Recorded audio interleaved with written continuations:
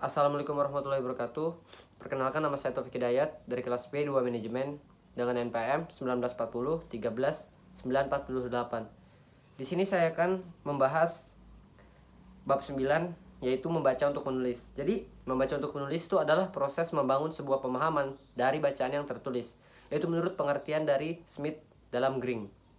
Yang pertama, saya akan menjelaskan tentang tujuan dari membaca. Yang pertama itu untuk memperoleh fakta dan perincian dari apa yang kita baca. Terus yang kedua, untuk memperoleh ide-ide utama dari yang kita baca juga. Yang ketiga, untuk mengetahui struktur karangan. Terus yang berikutnya untuk menyimpulkan, dan terakhir untuk menilai atau mengevaluasi dari bacaan yang kita baca. Kemudian saya akan menjelaskan tentang membaca sebagai suatu keterampilan. Yang pertama itu untuk mengenal aksara dan tanda baca. Jadi tanda baca itu dalam bacaan sangat penting.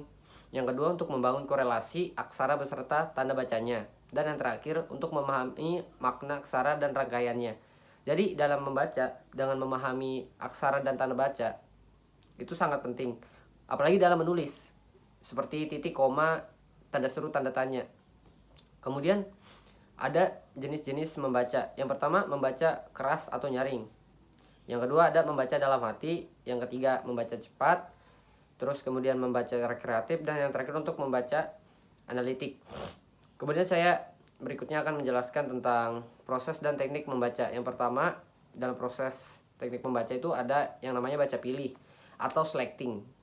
Contohnya seperti membaca bertahap, bagian-bagian mana saja yang penting untuk dibaca. Yang kedua, ada baca lompat, skipping. Baca lompat itu semacam membaca dari paragraf 1, paragraf 2 itu paragraf saja yang mana penting, kita anggap penting untuk dibaca. Terus ada baca layap atau skimming, itu seperti membaca sekilas, ya bisa termasuk juga contohnya seperti membaca cepat. Terus yang terakhir itu ada membaca tahap, maksud saya tatap, seperti scanning. Jadi membaca scanning ini membaca seperti memindai dalam hati, termasuk juga bisa contohnya seperti kayak baca cepat. Terus yang terakhir itu kesimpulannya saja. Jadi membaca untuk menulis itu contohnya ya seperti kegiatan membaca untuk meningkatkan daya tulis atau keterampilan menulis kita atau si pembaca.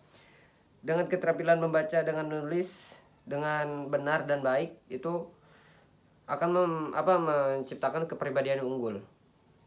Itu saja yang saya bisa sampaikan. Saya Taufik Hidayat. Terima kasih.